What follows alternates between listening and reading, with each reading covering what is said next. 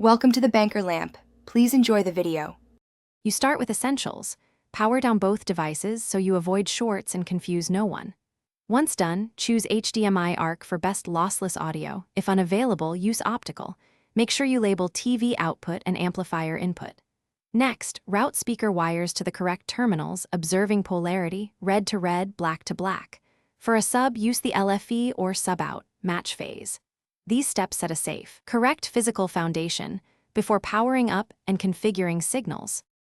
With gear powered, pick the amplifier input that matches the TV output and confirm an active connection. You should see a source indicator. Then, set the input gain low, around 0 or reference, so you prevent distortion while you test. Configure speaker sizes in the amp menu and set a crossover around 80 Hz as a starting point. This sends low bass to the subwoofer. Use the amplifier's room EQ or a microphone calibration to flatten response. It improves clarity and reduces fatigue.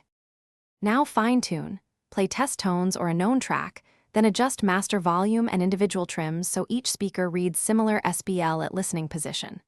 Once balanced, save the configuration as a preset so you can recall it. Make sure TV audio is set to external speakers or HDMI ARC. If using ARC, enable CEC if needed. If something fails, check the HDMI cable, change audio format from bitstream to PCM, and confirm ARC is enabled. This single tip resolves most. Thanks for watching. If this was helpful, leave a like and consider subscribing. See you next time.